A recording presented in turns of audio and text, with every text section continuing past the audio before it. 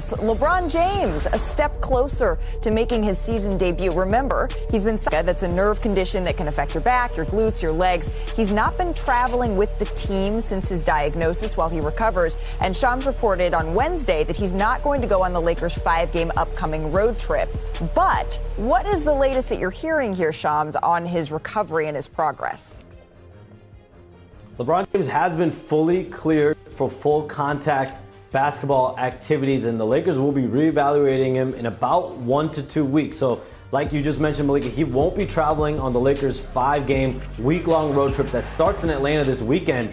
But this now sets the stage for him to progress to 5-on-5 live action, potentially as soon as next week, maybe with the G League South Bay team. He has been doing individual work. I'm told even some one-on-one action recently. But the next step for him is to do 5-on-5. It could come next week or when the Lakers come back from their road trip on November 16th. Then maybe you see him get in with the main team. But the Lakers and LeBron James are still operating that he will be making his season debut at some point here in November, around mid-month. But listen, we're in uncharted territory with a player that's about to turn 41 next month and in year 23. Oh, yeah. 1 to 2 weeks is what you had posted on social media for a reevaluation. So we are inching closer to seeing LeBron James make a historic debut this season. Shams, thank you so very much. I want to bring it inside our Los Angeles studio here with Bobby Marks and Kendrick Perkins. Perk, we're here and we're one step closer to seeing LeBron after what we saw last night. I bet we are. I want to come back, too. After watching the Lakers look like eye candy, yeah, he want to come back. After watching Luka playing the way that he's playing at an MVP level, Austin, Reeves doing his thing, playing at an all-NBA level, when LeBron gets back, it's just going to elevate the Lakers even more. Now, I believe he's going to take a lesser role, right? I believe he's going to become the third option on the team behind the best duo in the league in Austin Reeves and Luka Doncic. That's what I do believe. I don't know about that. And that's okay. I mean, look, we could debate this another day. Here's why I'm saying this. LeBron James could impact the game in so many areas. Do I think he needs to be the primary ball handler? Absolutely not. But we could see LeBron James at the forward position being a screener, being a roller, right? And being a guy that could play off the ball, a spot-up three-point shooter. His percentages have been up through the roof his last 2 years. So when I say a lesser role, I'm just saying not dominating the ball as we grown accustomed of watching LeBron dominate the ball, because he got two guys that he trusts, Luka and Austin Reeves. I think what's it going to do to the starting lineup? I think that's going to be the biggest question here. You're probably going to see Mark Smart likely come off the bench now, who's now been starting. You put LeBron next to Jamar. It's basically the same lineup we saw last year. Now you just take Jackson Hayes out and put DeAndre Ayton here. But here's the deal, Perk. If you can acquire a player in November and give up nothing, who's averaged 24, 8, and 8 last year, you could do it, and he will fit in seamlessly here. I think the best thing, Malik, also is that they've had 7 different starting lineups to start this year in 9 games. It's almost a blessing in disguise that he's been out, because it has given J.J. Redick a lot of optionality to kind of mix and match as far as with his roster. You know what else is giving J.J. Redick an opportunity to do? Develop something that the Lakers haven't had in 5 or 6 years, an identity and culture. And now Braun is sitting back and saying, man, you know what? We actually got something. We actually got these guys playing. JJ actually have these guys playing at an elite level. So again, add those 24 points, add those 7.5 to 8 rebounds, that's going to always be there. It might be a dip in an assist because he's going to be more of the receiver more than a quarterback. You're saying take it. So Luka was undefeated against Wemby as a Maverick, and last night we got our first matchup with Luka versus Wemby, Luka in purple and gold, and here is how it went down. It wasn't the best night for Victor, but we did get a couple of highlights. Here we got a jam. Bronny James made a business decision there. He's going to make highlights by accident. Did you ever have to defend him, Robin? No, I never did. I was on the bench. I watched Brooke defend him, and that gave me a lot of pleasure. Well, as much pleasure as this move from Luka gave LeBron and Austin Reeves there. Love that reaction on the bench. But this might have been the highlight of the night here. How did he find Rui on that perk? It looked like I don't know. It's only a few players that can make that pass. It looked like an accident until it got to Rui's hand. He said, no, that's all vision, all goggles. Luka doing the celebration there. Also, he was connecting with his big men all night, though. Here in the third quarter, Doncic finds DeAndre Ayton here for a nice lob. He's been great for Ayton. He's been very great for Jackson Hayes. Yeah, Jackson Hayes. Throwing it down. Luka now has 6 alley-oop assists this season. That's tied with Cade Cunningham for the most in the NBA. The fourth quarter, this is where things got good. All right, we got 2.5 to play here. The Lakers down 2. Luka Doncic hits the step-back 3. Over a tough defender, Stephon Castle. The separation. That's why he's got the mean mug here. And then watch Victor here. He drives, barrels into Rui for the charge. Just one more look at this one here. Yep, Rui's definitely set. So Wemby registers his first career game with multiple charges, and on that play, he fouls out. So 6 seconds left. The Spurs down 4. Stephon Castle misses the 3. Kelly Olynyk cleans it up, puts it in. 1.2 seconds left. Watch Marcus Smart's foot here. His left foot not behind the line all the way. So it's going to be Spurs ball underneath the basket, and Luka Doncic can't believe it. Marcus thinking not so smart. But final chance here, Julian Champagnie can't get it to go, but he is fouled here on this play. 2/10 left. Another look at this one. So Champagnie heads to the free throw line. Okay, he misses the first. Lakers fans start to celebrate. So the Spurs need a tip in on the second. A good miss here. Keldon Johnson almost tips it in. That's no time. Can't quite get it to go. They looked at Wemby wasn't on the floor for that tip in. That's true. That's true. Now, Luka has now scored 200 points in 5 games this season, 40 a game. That's the third most points in the first 5 games of a season in NBA history, behind only a pair of Wilt games. Whenever you're in Wilt company, you're doing all right here. Park, what else is there to say about Luka's start to the season here? Where you want me to start? Luka is home.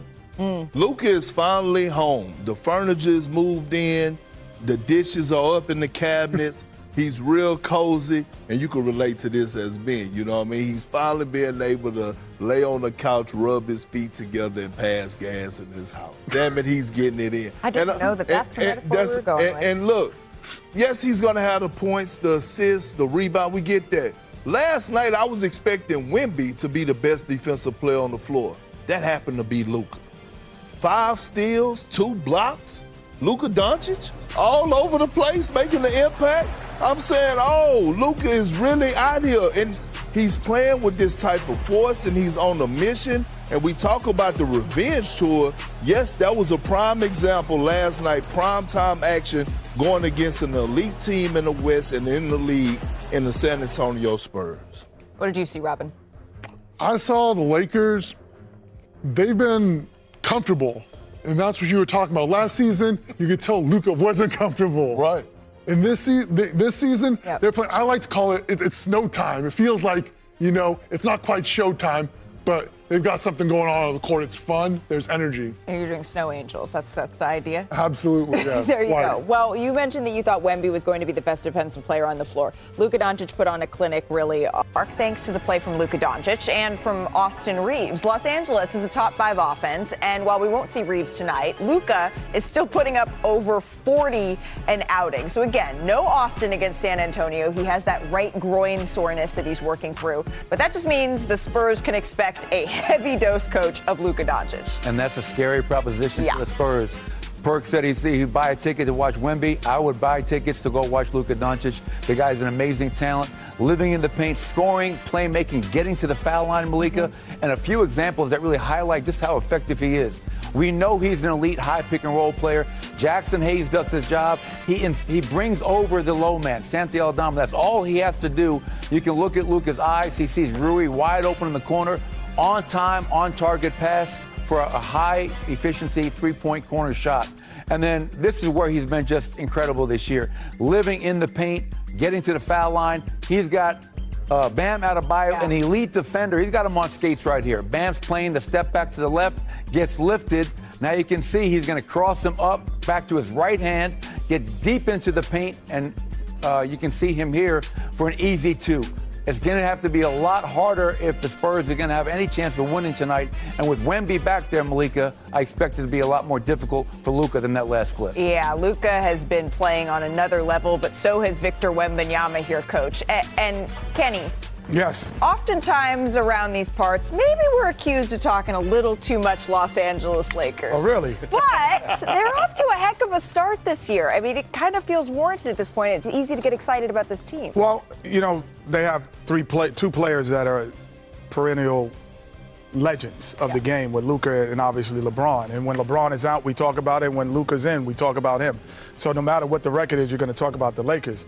But what is going to be the most interesting part is when LeBron comes back. Because the two guys who've had the most success while he's out, they're very ball dominant. So they need the basketball to make plays. They're playmakers, not play finishers. Play finisher is a guy who just waits, dunks it. Perk was a play finisher. Just let him dunk it. You know, but no, I'm just saying, no, you put him in the box right there. Like I'm driving and put him in a dunk spot. He's going to dunk it. But then there's guys who know, no, I got to create to get a rhythm. And now, can you have three guys on the same team be creators? I know, Coach, you had Jokic. You can't have three Jokic's. Right. It's impossible to have that because there's not enough ball movement and body movement to win. So it's going to be interesting to see what LeBron does and how he slides in. You ask about when LeBron James will return, and it's magic. Shams Charania appears. Our senior insider, Shams, is here with us. Shams, what more can you tell us about when we could see the NBA's all-time leading scorer back into the mix here for the Lakers?